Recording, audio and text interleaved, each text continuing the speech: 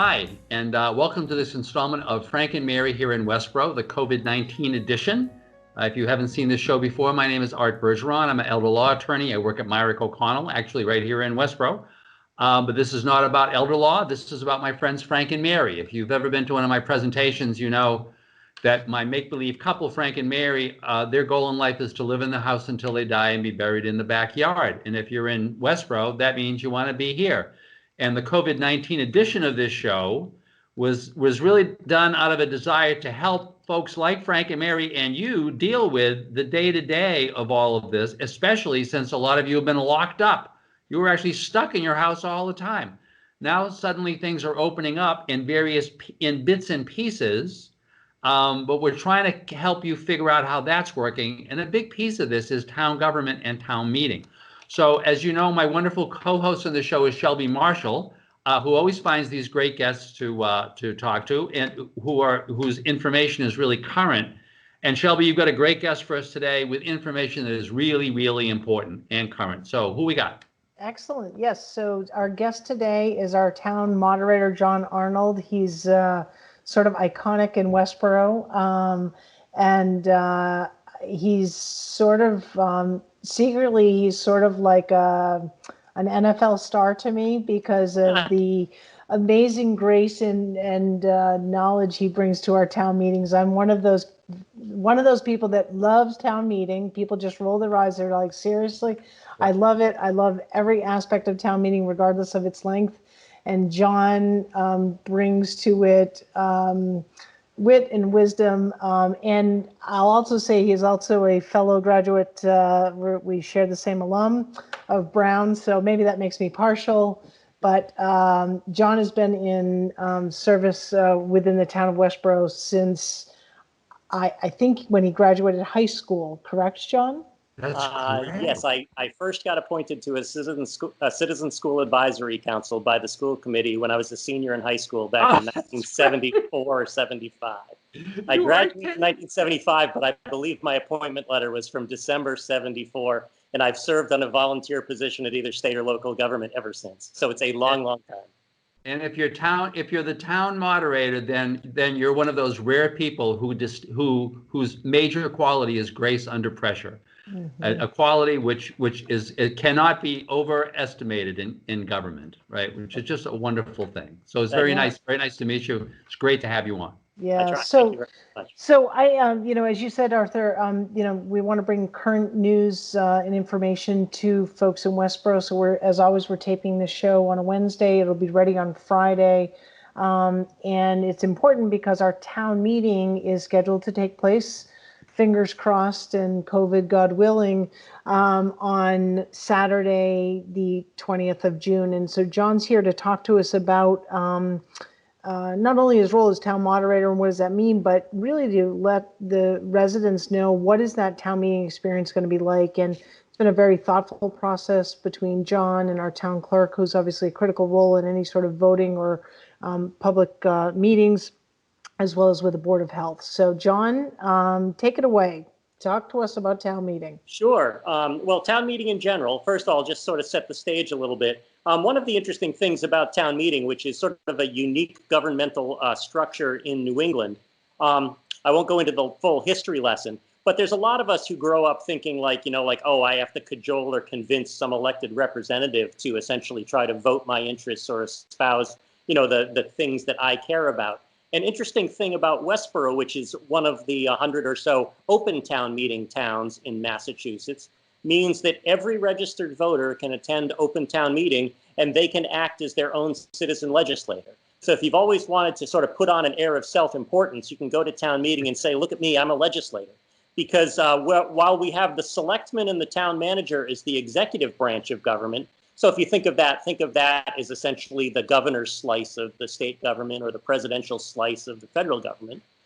The open town meeting is our legislature. So whereas in the state government, we have a state House of Representatives and a state Senate, and in Washington, D.C., we have our House of Representatives and our federal Senate, which is sort of a bicameral setup.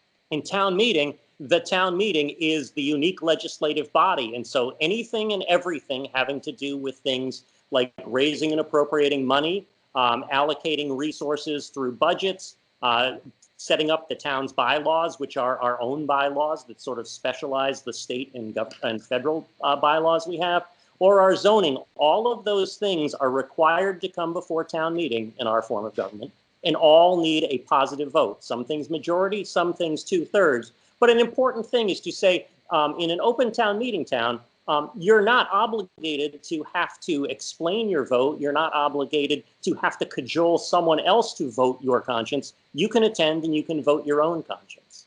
And can I just add one thing to that? Another, I'm saying this not as a lawyer, one of the interesting aspects of town meeting is that while in general, governments are constrained by procedure, that if you vote something out of a city council, if you vote something even at the state level, there are a set of rules that people have to play by, and otherwise things can be challenged because they're procedurally defective. There is a lot of case law that indicates that when town meeting is going, what happens at town meeting not only stays at town meeting, but it just is official by virtue of the fact that the town has done it that way. And the moderator is really regarded as an important determinant of all of that stuff. And if the moderator said it was okay, in many cases, it's simply okay. So you really, going to John's point, you really are there as it's like the old Greek, Athenian model. You're kind of all showing up and you're making laws for yourself. It's a wonderful thing. I mean, there's a lot of criticism about it, but when done well, it's really a wonderful thing. Yeah, thanks. And another point that I wanted to make is that my role as moderator, it really comes into two facets. The main one, the most visible role that people see is that I am essentially the chief parliamentarian, and I preside over and sort of keep the town meeting moving. And I've tried throughout my tenure as moderator, try to talk to people and find ways to balance having it efficient, but also making sure that it retains this deliberative nature. The deliberative nature is important because many people say, like, well, why can't we just, put all the warrant articles on a ballot and just vote yes or no? And going back to the history of the way legislative bodies work, and the reason why you have to be present in voting is the legal term at a town meeting, is that it's not just a here's a question, let's vote up or down, but there's a deliberative process where people can say, like, well, I like most of it, but I don't like this part. How about we make a motion to amend that part? And if you've been to a town meeting or watch it, you've seen, the ebb and flow, and people cajole into what I think almost always turns into the right compromise for the people of the town at that moment in time. So that's the most visible part. And I'll just quickly say the other part of my job is as sort of the ceremonial head of the legislative body. I appoint the 9-member advisory finance committee, which are 9 voters in town, and their job is to essentially make recommendations to the town meeting, where they do a deeper dive than most people can. And it's one of our checks and balances that essentially says, there will be articles and ideas and motions put before a town meeting, and we have 9 voters and striving to represent geographic and gender, and keep on trying to work on ethnic diversity as well. Have those people do a deep dive, and then they report to the town meeting to say, we've looked into this and here's what we think. And it's an important way of having a check and balance that things, as I say, the grand compromise is almost always right. The wisdom of town meeting is very, very good. And John does an amazing job as parliamentarian, to really, I think, allow voices to be heard. It's pretty magical to watch it. So this is sort of my plug, that if you've never been to town meeting, this one's going to be a great one to come to. We hope it's going to be shorter by its construct, because we recognize concerns around COVID-19 and gathering together in an indoor space where we will be having town meeting, although we did contemplate having it outside, but because of acoustical concerns and the ability to see slides and that sort of thing, we determined that wasn't going to be a good fit. So we've consolidated how many articles, there's a recommendation to pass over a number of them, and then we'll move those will move to the October town meeting when we have a special town meeting. So John, I guess, talk to us a little bit about what could a town meeting goer, first time or otherwise, and maybe particularly to those who have experienced town meeting, what can they expect at this town meeting? Yeah, well, as you can imagine, these are challenging times, and this town meeting will probably be unlike any other town meeting you've ever been to. Mostly because, regardless, outside, inside, or whatever, we're still, I mean, the goal is, and I've been relying on, lots of interaction with the Board of Health and Selectmen to make sure that we're providing as safe an environment as possible. So whether, if you've been to a town meeting in the past, you're used to, almost always meeting in the high school auditorium. People sort of, meander in, people sit close to their friends, people have chit chat while we're getting ready to start. This time, the recommendation from the Board of Health and the plan that we've gone over is that everything is going to be socially distanced, because it's necessary. The last thing we would want would be to, sort of have the town meeting turn into one of these super spreader events. So the first thing is, bring your mask. It's gonna seem silly, but it's better than getting sick from what I hear of the few people whose families have experienced it. And what we're trying to do is to try people be as distant and as they can be. So if you've been to town meeting, you typically enter through the upper parking lot at the high school, and you go straight through the doors and you go downstairs. And if in the past you've enjoyed the cookies or the bottles of water from the women's club, well, it's going to be different this year. There's no congregation. Unfortunately, there's not going to be any sort of selling of food. So if you can bring some bottled water with a cap, please bring some bottled water. If you can make a snack that you think you can eat without leaving too many crumbs behind for the high school's custodians, please do. But what we're going to do is we're going to try to have as much of the line to check in outside have the line as outside as possible, and that's so people don't have to breathe the inside air for any longer than they have to. So we're planning on having taped off line on the. There's a handicapped walkway that goes from that upper where instead of going to the doors you'd normally go in, you turn to your left and there's a winding ADA accessible pathway down to a door that gets us on the main level where the entrance to the gym and the auditorium is. So again, you'll be 6 feet apart, and we will allow couples who have been cohabitating without masks to act as what I'm calling a family unit, whether they're technically a family or not. We're not going to quibble. So they may stay close by, but we're going to ask everyone to have masks on, unless there's a compelling reason. And then you will be called and go to one of the tables where there will likely be a plexiglass shield between you and the town clerk staff to check you in. When you're checked in, you will be asked to stay 6 or more feet apart while you walk down the hallway, and there will be hopefully volunteers there to guide you. And what we're going to do is the largest capacity room we have in town is the large Bud Fisher gym at the high school. That's 110 feet by 100 feet, so it's 11,000 square feet. And we're going to have separated out little grids of, let me just get my notes here, grids of approximately 114 spaces that can hold 1, 2, 3 people. There'll be a few that could hold 4, but that's only people that you are comfortable with being as your family unit. So the idea is we can probably get the usual size of people who show up to a town meeting in the large gym. So there will be the town clerk, myself, the selectmen, the finance committee, and the school committee, all physically distant, just like you. Nobody gets special treatment. I'll be wearing a mask as much as possible unless there's audio problems, and if I have to take mine off, there's going to be a plexiglass screen in front of me. But we did want to make special considerations for the elderly or for people with medical conditions who absolutely need the padded chairs or the armrests to get up and down. So we'll probably be opening up either being able to email or call the town clerk or the COVID hotline to request one of the limited seats in the auditorium. The auditorium, we believe, can hold about 70 to 90 people. Again, physically distant. So think of it as it's going to be like a physically distant wedding. Unlike the past where you just get to cluster and sit in the rooms next to the people you want, we're going to ask people to be seated where we're going to try to load people toward the front first and toward the back, so you have to walk past as few people as possible, and so as few people have to walk past you as possible. This is both in the auditorium and in the gym. And we will have at least audio connections because the law requires a multiple room town meeting to have at least audio connections. There will be a moderator or a deputy moderator and a clerk or an assistant clerk in each of the rooms to coordinate so everybody gets to see and hear. And I'll try to fairly balance the people who want to speak, and we'll take votes from everywhere.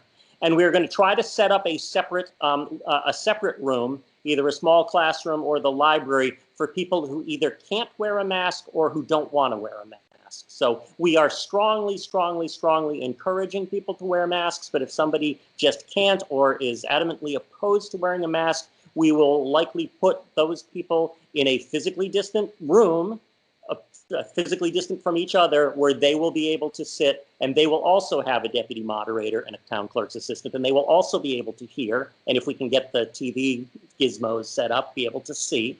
And then the meeting will run as close to normal as possible, where we're going to try to streamline things along. We're going to try to ask people to keep their remarks shorter. I'm going to have a shorter leash than usual.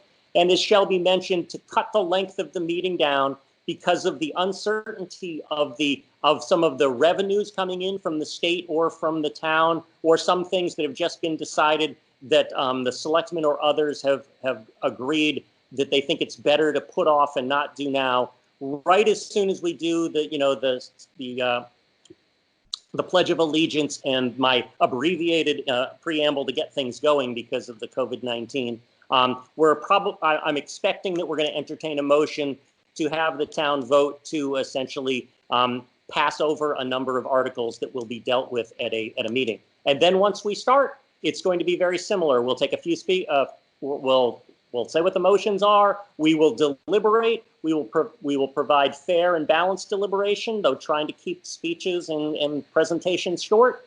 And then we're just going to go. And the idea is bring your snacks, bring your water. Once we load the room, if you have to leave, leave, but we're not planning on doing a dinner break. We're going to start at noon. Remember, we normally start at 1. We're going to start at noon, and we're hoping to be done by 5 or 6, so we don't have to take a break, sanitize the chairs, and bring everybody back and do the whole thing again. So I know that was a long description, but that's sort of what you should expect. Can I just ask a couple questions? Oh, Yeah. Sure. So 3 questions. One, I had thought, now once again, forgive me for not being really current with this stuff. I had thought that there was going to be some kind of cap on the size of public gatherings, but it's sounding like you're more than that. And is that an issue? That's the first question. Yeah, it all goes back. I'll just answer one at a time. Yeah, just so people remember. Yes. So the question is, hey, how are we getting away with this? Because it's more than 10 people. Well, if you remember, I said the purpose of town meeting is we are a legislative body. And the governor's state of emergency and the regulations that went into place specifically excluded legislative bodies. So that's why we can legally go ahead, but out of an abundance of caution, we're relying on the Board of Health and the health director to tell us whether the plans we have in place seem to be adequate to protect the public safety. So the second question is kind of not on the big side, but on the small side of the meeting. So it seems to me that I had read something about a reduced quorum requirement in order to make sure that these meetings could advance in case nobody showed up, right? Or practically nobody. Yeah, so and again,